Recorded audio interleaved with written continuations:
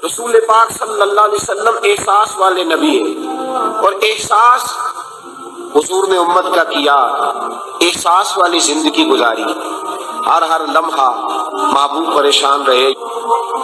نبی پاک صلی اللہ تعالی علیہ وسلم کی حدیث اور روایت کرتے ہیں حضرت سلمان فارسی رضی اللہ تعالیٰ عنہ، اور ساتھ ہیں سیدنا بلال حبشی رضی اللہ تعالیٰ عنہ۔ فرماتے ہیں ہم نہ گھر سے نکلے، حضور نے فرمایا ذرا جلدی چلو، ایک ضروری کام ہے۔ فرماتے ہیں بڑی تیزی کے ساتھ آج روٹین سے ہٹ کر محبوب نے تیز تیز قدم مبارک اٹھائے، تیز تیز، اور فرماتے ہیں ایک گلی ہم نے کراس کی، دوسری گلی میں جو پہنچے تو پھٹے پرانے کپڑے، سادی سی بیوی، اور حالت بتاتی تھی کہ بیچاری کسی غریب گھر کی ہے، وہ سڑک پہ کھڑی تھی اور رو رہی تھی۔ میرے کریم رسول نے فرمایا بلال اسے پوچھو کیا مسئلہ ہے، کیوں روتی ہے؟ تو حضرت سلمان عرض کرتے ہیں میں نے کہا حضور میں پوچھ لیتا ہوں، آپ جائیے، کام بڑا ضروری ہے جو نکلے، میں معلومات کرتا ہوں۔ تو محبوب نے فرمایا نہیں، اس کے آنسو پوچھنے سے ضروری کوئی کام بھی نہیں، پہلے اس کی تاج رسی ہوگی، اسے پہلے پوچھا جائے گا۔ روتے نہیں رہتے لوگ گھروں میں، لوگ گزر نہیں جاتے چپ کر کے، کتنے لوگ تڑپتے ہیں، کون احساس کرتا ہے؟ نبی پاک سید عالم صلی اللہ علیہ وسلم رکے اور اس خاتون سے پوچھا کیا بات ہے؟ اس نے کہا کہ بات کوئی بھی نہیں، میرا ایک ہی موٹا سا مسئلہ ہے۔ کہا وہ کیا؟ کہنے لگی میں غریب ہوں، اور غریبی بذات خود بہت بڑا گناہ ہوتی ہے، لوگ بڑا جرم سمجھتے ہیں اس کو بذات خود۔ میں نے شروع میں کہا نا کہ مذہبی سٹیج کی بھی صدارت غریب آدمی نہیں کر سکتا، کیونکہ غریب جو ہوا جد کو دتھی ہونی انہیں نیڑے بہنا ہے نا جی، جد کو نہیں انہیں تو پیچھے جا کے بہنا اینڈ تے اس کو کہنا دتھی ہے۔ اس سٹیج پہ بھی غریب آدمی کی صدارت نہیں ممکن ہو ہی نہیں سکتا۔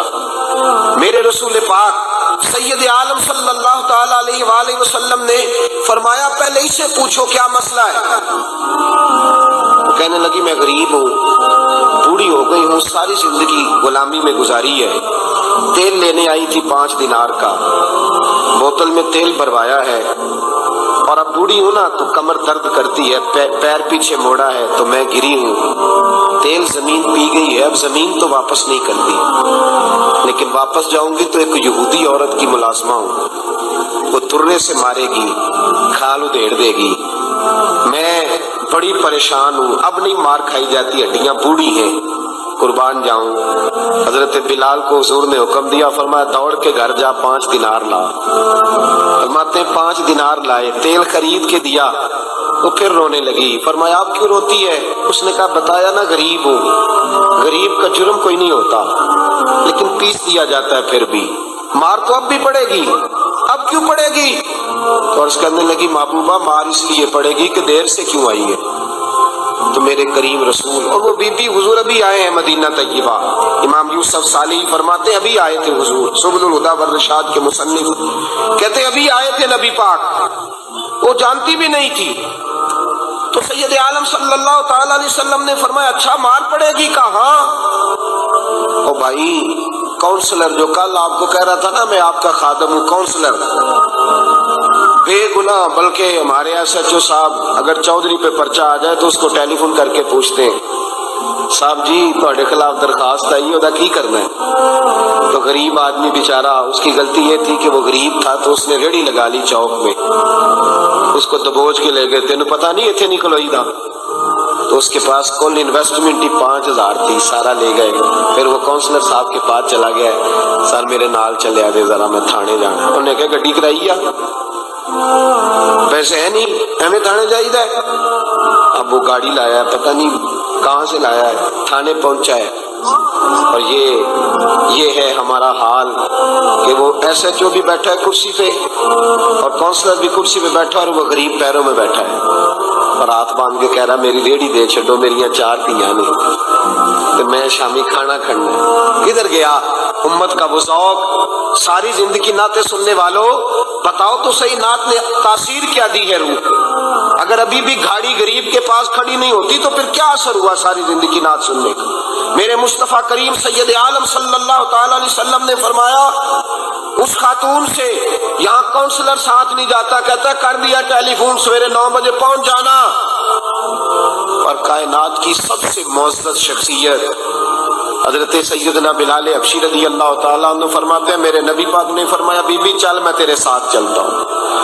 گویا اللہ کی ساری رحمتیں اس کے ساتھ ساتھ چلنے لگی. اور آگے آگے نہیں، ساری کتابیں پڑھ لو، وہ پھٹے پرانے کپڑوں والی بی بی آگے آگے اور اللہ کے کریم رسول پیچھے پیچھے. ساری گلیاں اس نے پھرائی، مدینے کی صحرا آ گیا. ایک دروازے پہ دستک دی، جو مالکن آئی، وہ بی بی بعد میں کہتی ہے میں بھی بڑی ڈاڈی تھی، طاقت ہی نہیں تھی میرے سامنے کو کھڑا ہو سکے، لیکن جب میں باہر نکلی تو میں نے نور کے حالے میں لپٹی ہوئی ایک عظیم ہستی کو دیکھا. فرماتے محبوب کے گورے چٹے رنگ کے اوپر کالی زلفیں اور محبوب پاک کی مقدس آنکھیں جب تک بات کرتے رہے نظریں زمین پہ جھکی رہی. شرم و حیا والے رسول نے بڑے میٹھے، بڑے دھیمے، بڑے خوبصورت لہجے میں کہا. بریلی کے امام فرماتے ہیں نیچی نظروں کی شرم و حیا پہ درود. بڑے دھیمے لہجے میں فرمایا تیری نوکرانی ہے تیری. عورت کہتی ہے میں تو حضور کے جلووں میں محو ہو گئی کہ سادگی میں اتنا حسن میں نے دیکھا ہی نہیں، تیری نوکرانی ہے. کہا میرے محبوب نے فرمایا بیچاری کی غلطی کوئی نہیں، اسے مارنا نا، اس سے تیل گر گیا تھا، نیا خریدتے دیر ہو گئی، رو رہی تھی تو میں سفارش کرنے آیا ہوں. وہ خاتون کہتی ہے کسی کی نہیں مانی تھی.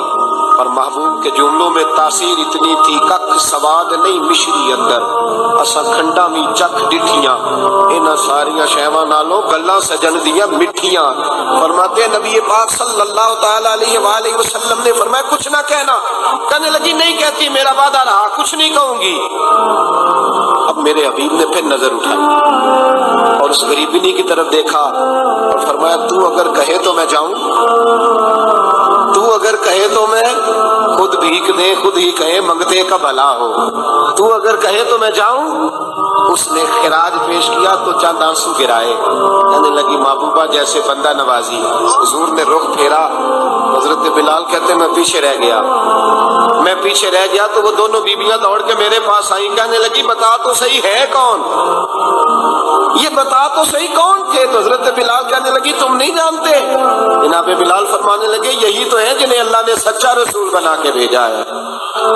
بیبیاں دوڑ کے آئیں. کہنے لگی محبوبہ دروازے تک آئے ہو تو خالی تو نہ لوٹاؤ، مہربانی فرماؤ ہمیں بھی کلمہ پڑھا دو. بھائی